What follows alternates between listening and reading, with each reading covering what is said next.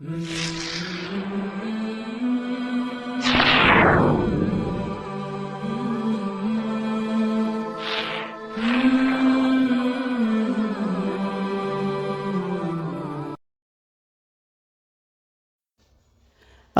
আলাইকুম ওয়া রাহমাতুল্লাহি ওয়া বারাকাতুহু নাজিরিন।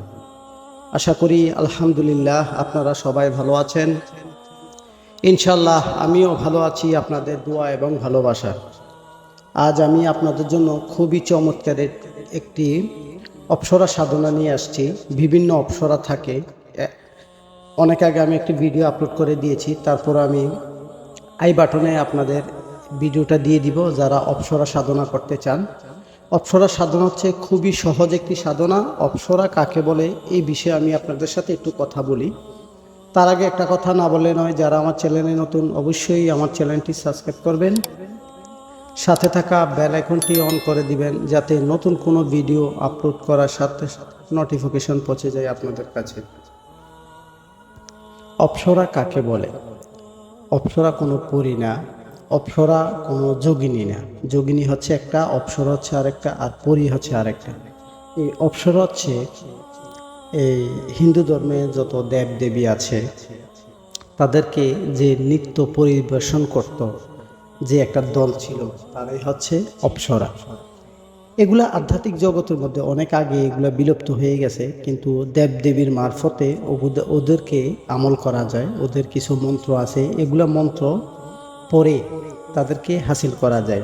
তাই পুরাতন বই থেকে আমি এই মেনকা নামের একটা অপ্সরা সাধনা আমি পেয়েছি, তাই আপনাদের সামনে শেয়ার করতেছি।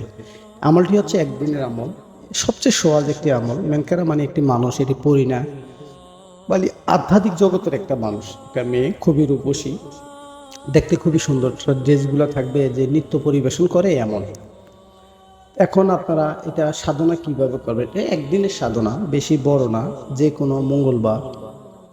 কোনো মঙ্গলবার, অথবা শনিবার আমল করবেন। আর স্পেশাল বলতে গেলে যে পূর্ণিমা অথবা যে আমাবস্যা, এই সময় এই আমলগুলো খুব বেশি কার্যকর হয়, কারণ ওরা তখন স্থির থাকে। হ্যাঁ, ওই সময় যে সাধন করে ওই সাধকের কাছে ওরা আসে। এই কারণে আপনারা এই সাধনাটা খুবই করতে পারেন। এটা কোনো বয়স নাই, যে কোনো বয়সে আপনি করতে হবে। বিশেষ করে এটা মুসলমান না করাটাই ভালো, কারণ এটা যেহেতু হিন্দুদের একটা আমল, এটা মুসলমান করবেন না। আর অবশ্যই অনুমতি নেবেন, আমি ডিসক্রিপশনে আপনার বললে আমি অনুমতি দিয়ে দিব। এখন এই সাধনাটি হচ্ছে একদিনে, কোনো জামালি জালালি ফরজ করা লাগবে না, কোনো শরীর বন্ধ করা লাগবে না।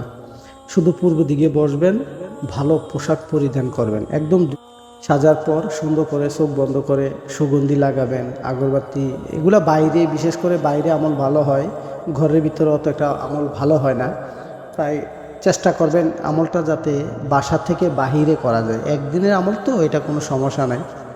এটা দিয়ে আপনি অনেক কিছু হাসিল করতে পারবেন, কারণ ওদের কাছে অনেক শক্তি থাকে, ওরা অনেক কিছু দিতে পারে। আর সবচেয়ে বড় কথা হচ্ছে উনি আপনার সাথে একদম ফ্রেন্ডলি থাকবে, একদম যদি চান প্রেমিক প্রেমিকার মতো থাকবে, বা স্ত্রীর মতো থাকবে, বা মা বোন আত্মীয় স্বজনের মতো থাকবে। এতে কোনো রিস্ক নাই, ডর ভয় নাই। তাদের হাতে অনেক শক্তি আছে, এটা সত্য, কিন্তু সাধকের কোনো রিস্ক নাই। তারপরেও যদি আপনার রিস্ক মনে করেন, তাহলে কোনো হিন্দু ধর্মের সাথে কারোর সাথে কথাবার্তা বললে আপনি আমল শুরু করতে পারেন। আর যদি আপনাদের কোনো হিন্দু কোনো এই আপনাদের সাধক থাকে, ওস্তাদ যদি থাকে, তাহলে তাদের সাথে পরামর্শ করে আপনি এই সাধনটা করতে পারেন। ঠিক আছে? কারণ এটা আমার পরীক্ষিত না, এটা আমি অনেক পুরাতন বই কাছ থেকে আমি পেয়েছি। চাইলে আপনারা আমলটি করে দেখতে পারেন একদিনের জন্য। মন্ত্র করবেন 108 বার। স্ক্রিনে দেখেন একটি মন্ত্র দিয়ে দিছি, আমি আপনাদের সুবিধার্থে একবার পড়ে দেওয়ার চেষ্টা করতেছি যাতে আপনারা ভুল না করেন। মন্ত্রটি হচ্ছে ওম হ্রিং ক্লিং সৌন্দর্য সত্য শক্ত প্রকাশয় সাহা। আমি আবার বলে দিচ্ছি,